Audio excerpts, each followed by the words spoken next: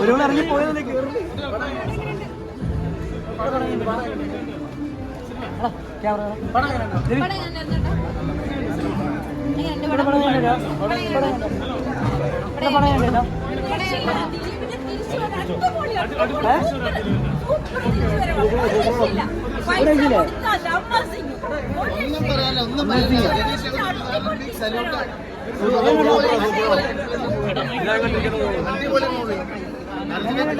ഒരു ബാക്ക് തിരിച്ച് വരവാണ് അടിപൊളി.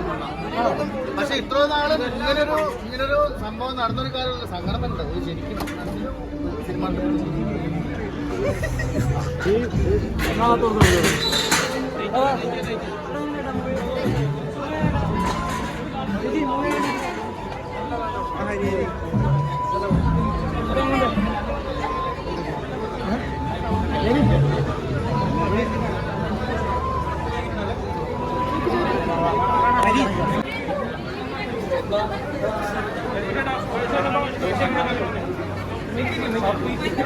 എനിക്കറിയില്ല, കണ്ടവരാണല്ലോ പറയേണ്ടത്.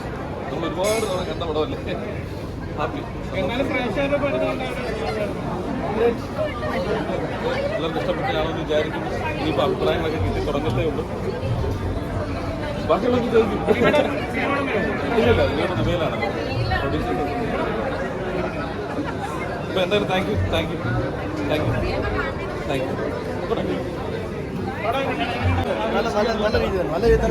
ചില യാഥാർത്ഥ്യങ്ങളൊക്കെ തുറന്നു കാണിക്കുന്ന ഒരു സംഭവമാണ്. ഇപ്പോഴത്തെ കേരള ജനതയ്ക്ക് അതിന്റെ ചില സത്യാവസ്ഥകൾ കിട്ടി എന്നുള്ളതാണ് അങ്ങനെയാണ് ഞാൻ മനസ്സിലാക്കുന്നത്. സിനിമ കണ്ടു കഴിഞ്ഞാൽ തീർച്ചയായും എക്സ്പീരിയൻസ് മനസ്സിലാക്കും. ഇതിന്റെ ഫോട്ടോഗ്രാഫി, അതേപോലെ തന്നെ മ്യൂസിക്, ഫോട്ടോഗ്രാഫി, ലൊക്കേഷൻ കൂടിയാണ്. പിന്നെ ദിലീപിന്റെ അഭിനയം, പിന്നെ ദിലീപേട്ടൻ്റെ ഒരു വെറൈറ്റിയാണ്, അഭിനയമാണ്. മലയാളത്തിലേക്ക് തിരിച്ചുവരവായിട്ടാണ് എല്ലാവരും കാണാൻ. ഓക്കെ, തീർച്ചയായും.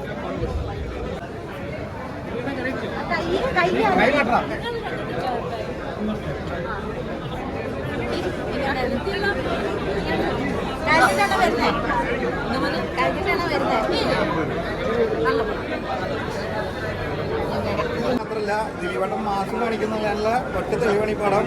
Emotionally super hit.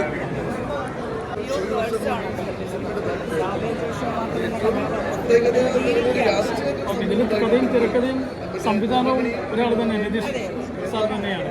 അതേപോലെ തന്നെ ഒരു കാലഘട്ടത്തെ പിടിച്ചു പിടിക്കുകയും ഒരു മന്ത്രിസഭയെ അട്ടിമറിക്കുകയും കൂടി ചെയ്ത ഒരു കഥയാണ്. തീർച്ചയായും.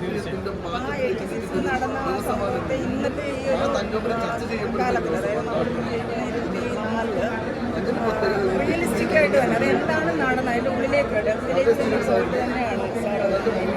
പക്ഷെ പഴയ കാലഘട്ടത്തിൽ കഥ നല്ലപോലെ ഫെബ്രുവരി പടങ്ങളൊക്കെ കാണാൻ ആ ഒരു ടീമിലൊക്കെ കൊണ്ടാകുന്ന പടമായിരുന്നു. അതൊരു ഒരു മസാലപ്പടമാക്കി എടുത്തു. ഒരു ആവറേജ് താഴെ കാണാം കേട്ടോ. വേറെ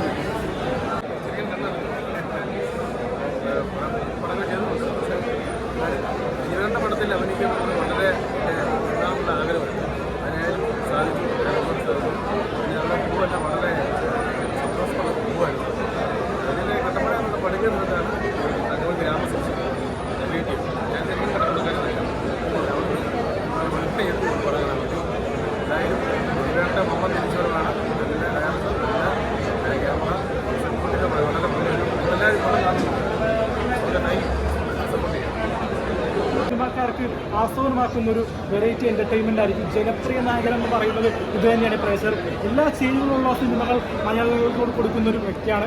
പിന്നീട് എടുത്തു പറയേണ്ടത് ആബേൽ ജോഷി മാത്രം എന്ന ക്യാരക്ടർ നന്നായി തന്നെ ക്യാരക്ടറൈസ് ചെയ്ത് അഭിനയിക്കാൻ പറ്റുന്ന പറഞ്ഞിട്ടുണ്ടെങ്കിൽ നമ്മുടെ ദിലീപേട്ടനായിരിക്കും. അപ്പോൾ നമ്മൾ ക്രിസ്റ്റഫറിലൊക്കെ ക്രിസ്റ്റഫറായി നമ്മുടെ മമ്മൂക്കനെ കണ്ടാണ്. അപ്പോൾ അതേപോലെ തന്നെ സിനിമയിൽ വ്യത്യസ്തത നിറഞ്ഞൊരു പ്രമേഹമാണ് ആബേൽ ജോഷി എന്ന ക്യാരക്ടറിലൂടെ ദിലീപേട്ടൻ കൊണ്ടുവരാൻ ശ്രമിച്ചത്. ഇതെല്ലാം വർക്കൗട്ടായി പോയിട്ടുണ്ട്.